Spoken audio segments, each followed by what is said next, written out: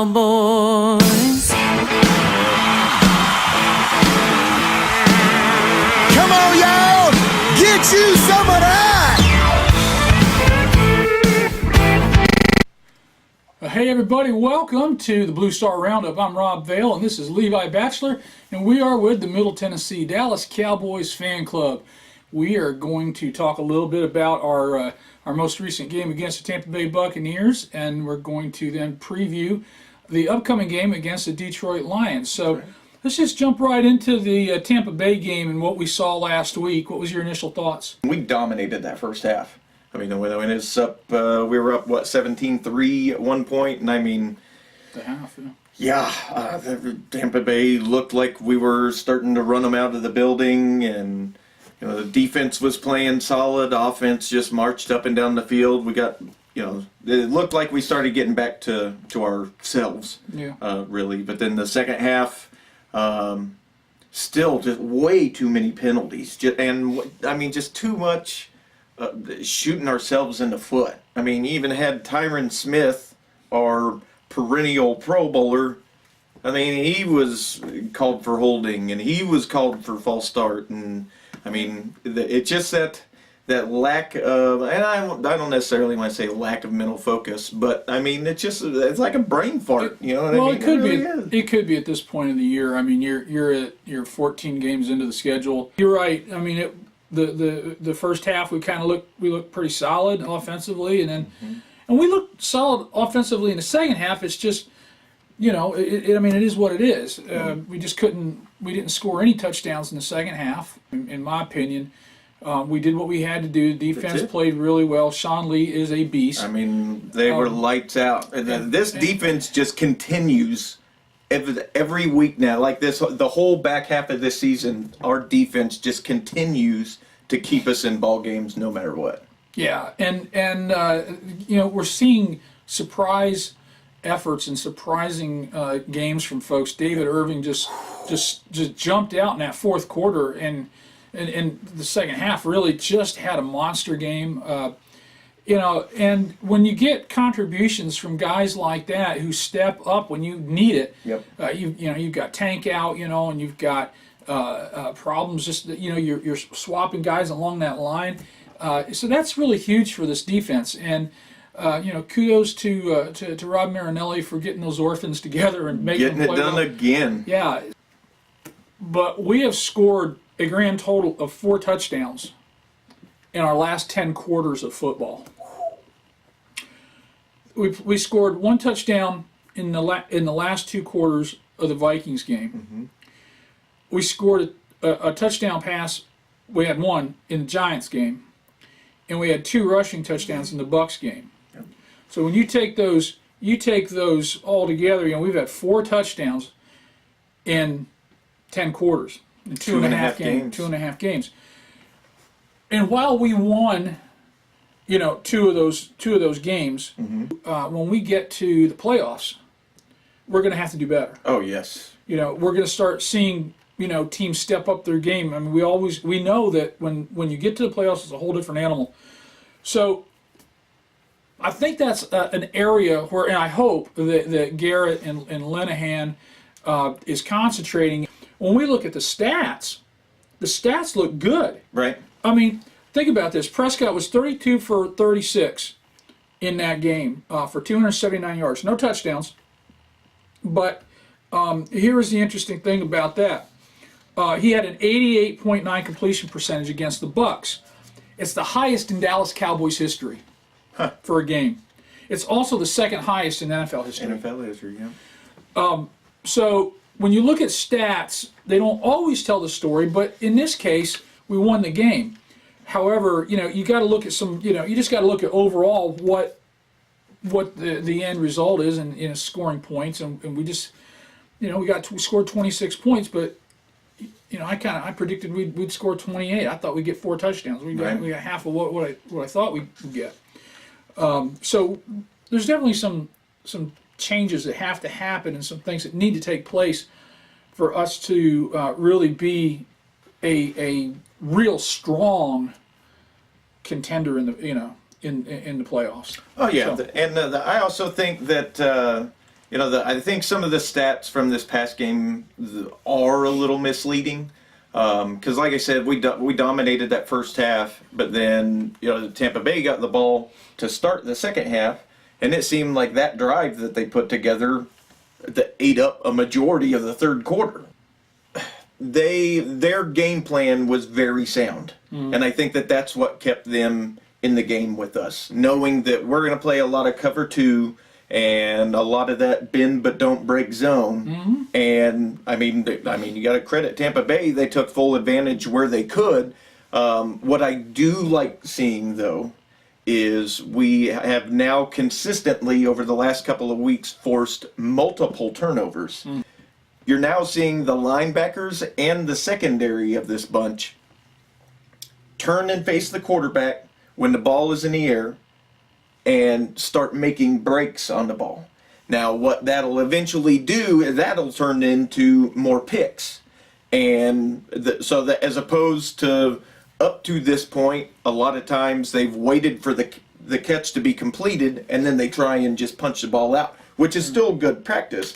But now you're seeing guys make plays on the ball while it's in the air. Right. And that's where you're going to see a whole lot more turnovers because balls are going to end up getting tipped and knocked up into the air, and then it's easy pickings there. Speaking of turnovers, I do know this.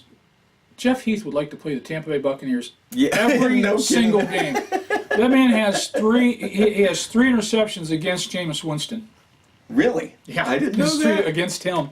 So, I know that he would like to do that. But anyway, talking about the stats, let's take a look at them. As I mentioned, Prescott, was 32 for 36. Elliott, 23 carries for 159 yards, 6.9 yard average, and he had a touchdown. And then Prescott also had 20-yard rushing and then a touchdown rushing as well. Witten had 10 receptions for 51 yards, and Dez had 8 receptions for 82 yards.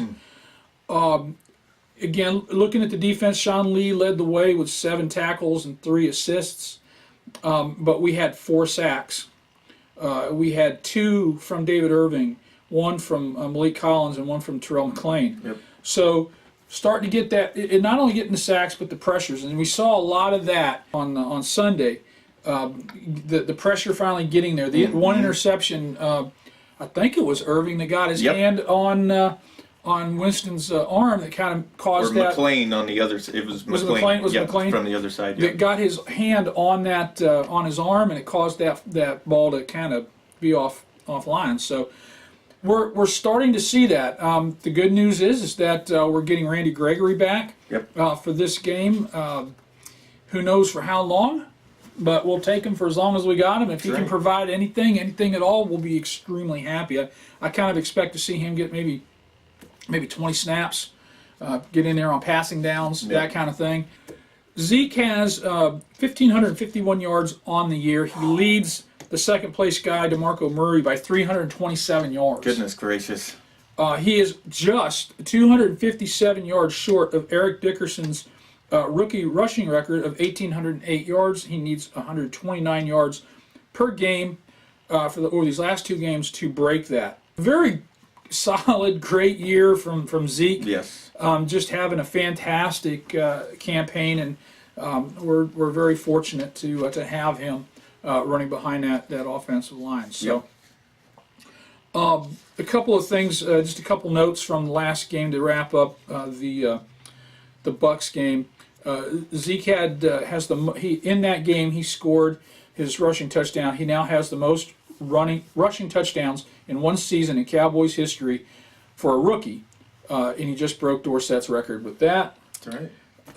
I mentioned Dak's completion percentage against the Bucs. Witten passed T.O. On the all-time receptions list to move into 7th place all-time. It was a really good ball game. It was a very entertaining ball game. Yeah, I thought so. I thought that Tampa Bay came to play. They were game.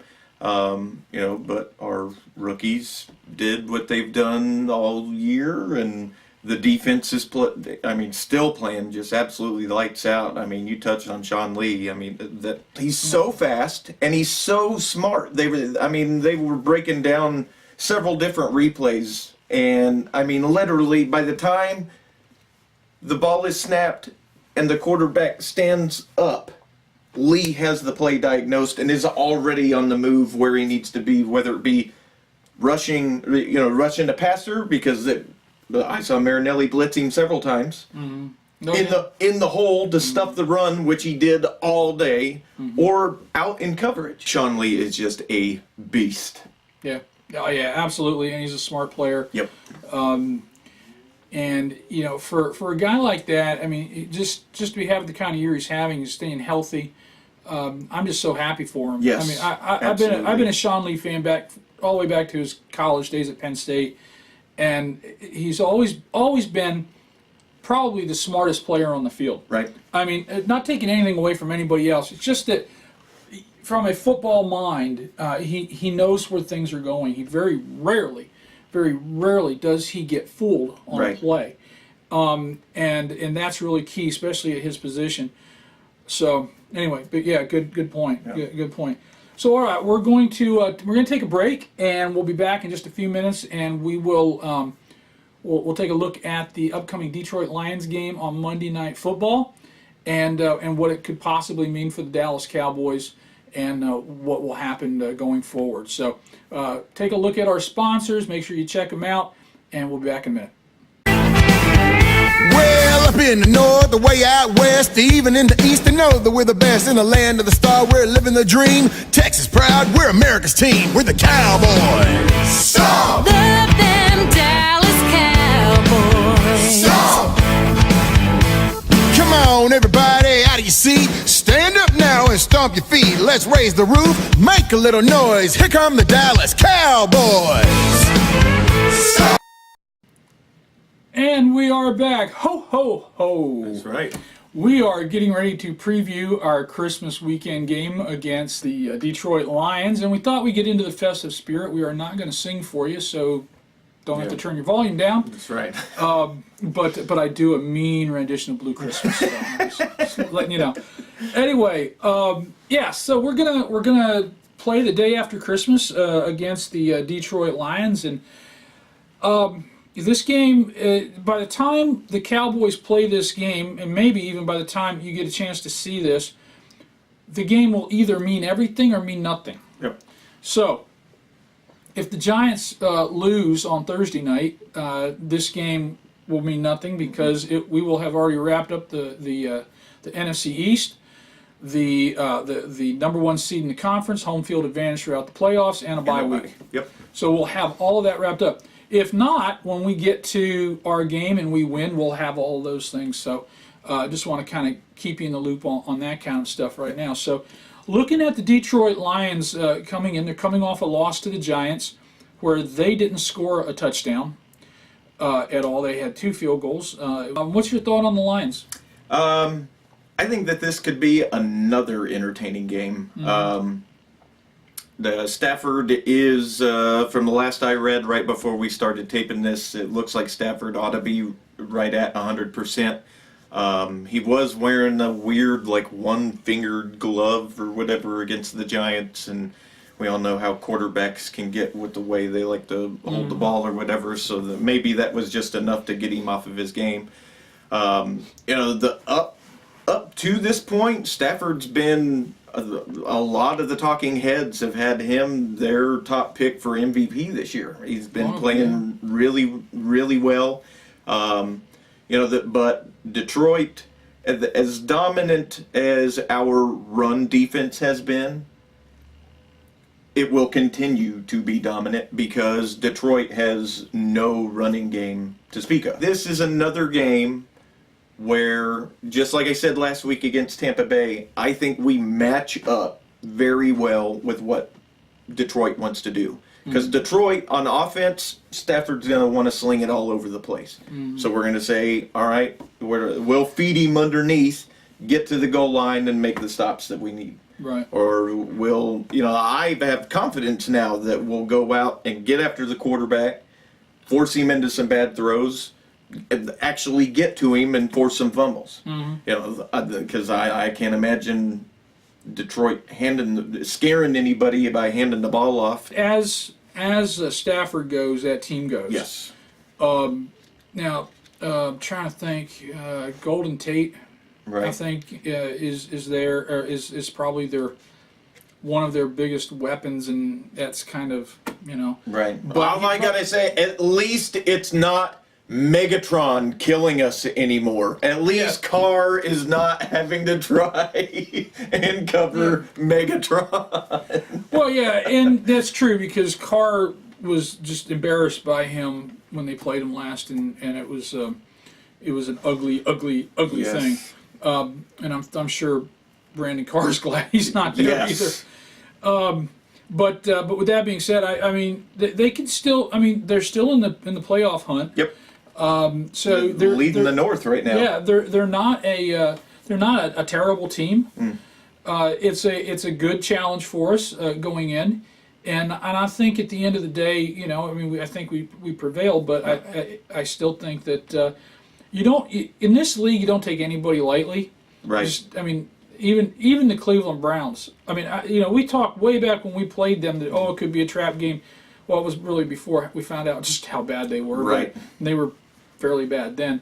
But any team can beat anybody in this league, Yep. and especially if you're not taking them seriously, you can get burned. I don't think Jason Garrett is going to ever allow this team to think that they have anything in the bag. Right. We can criticize Garrett. We can criticize, decision-making process and all that, but there's one thing you can't criticize about him, and that is how serious he takes every single individual game and how he treats everybody, or how he treats each game within the organization and how he gets the players ready for the games. Totally Nobody in that locker room, I guarantee you, nobody's saying, we got this. We have this. Right. Yeah, totally agree. There's nobody saying that. And then even if the Giants, and this is my thought is, even if the Giants do lose on Thursday night, if they lose, I still think we go out there and we play the first team the entire game. Oh, yes. And we just pour it on we just give it everything we got. Yep. So, and who knows, maybe Zeke breaks the record that night, and it's all kind of moot point the next week. But yeah, I think I don't know. I think we come away with the win. My concern about not playing them at all in that last game is that if you're not playing them at all in that last game, it means you have everything sewn up, and that means you have a bye. And I don't want these rookies missing preparation week. I don't want things to get wonky. I don't want anything out of the norm. I want them to go through the same. That's an excellent the point. same preparation as you do every single week. Don't miss a beat. Maybe give them a couple fewer snaps in practice, Right. reps in practice, that kind of thing, so you can get some other guys ready to go in at halftime. But I'll tell you what, if we have everything wrapped up by the time that last game comes around, I play them the first half. Yep. No matter what. Yep. And then what I do is I pull Dak, and I maybe pull Zeke for the first couple drives of the second half. I'll let Tony get behind that first line. Yep. And give the ball to Zeke a few times, get into the flow, let him throw to Dez and get a couple of those series out of the way, and then pull them. Yep. And then pull them. Now the guys that you're going to have to play pretty much the whole game, no matter what, is going to be that offensive line. Right. They're going to have to play. Defensive line is going to have to play pretty much the entire game. So when you're talking about resting people, you're not resting everybody. Right. I mean, you're only going to rest. You might rest Witten. You might rest Dak, and you might get Zeke out of there. And you might get, maybe you'll bring you. Well, I know Mo's not coming. I don't think Mo's coming back until the playoffs. And maybe not. Maybe even not Wilcox. I don't know. He might be back this week. He might not. Who knows? So you're not talking about resting everybody, Right. but and that'll be interesting to see how they fare. And the Eagles have nothing to play for anymore now. Yeah. They may just end up tanking the season just to get a better draft pick. Right. I mean, so who knows what'll happen? But that's my take on resting guys and why you don't want to do it if you know you're going to have the bye. Right. If you were, I mean, that's a long time. You got to Yeah. think if you rest them week 17 against the Eagles, we got everything wrapped up, and we say, okay, Tony, you go play. Right? So Dak sits, Zeke sits.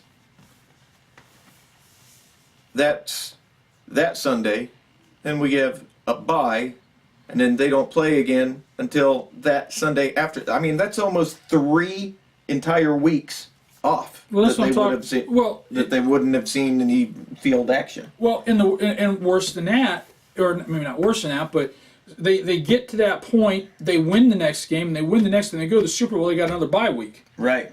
So now you're really messing up that Yeah. schedule that they've had. But that's a great point. Keep these guys on the routine. Yeah, on the routine. Don't get out of it. And even with the bye, I still go.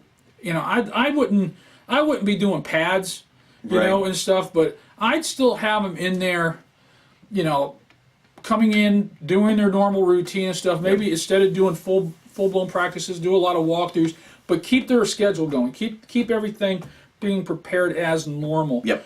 Just to keep that mentality. So, prediction for the game. What's your score prediction? I think it's going to be another close one, pretty similar to what we saw last week with Tampa Bay. I still like the Cowboys to take care of business, get everything wrapped up, whether the Eagles help us out or not. So I like the Cowboys walking out of there. We'll say 28-24. I got 31-17.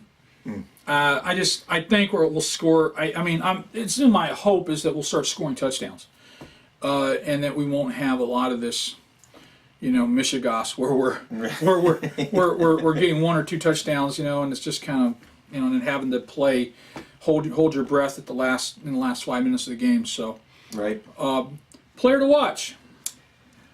I'm going to take David Irving this time. Okay. I want to see him get out and dominate.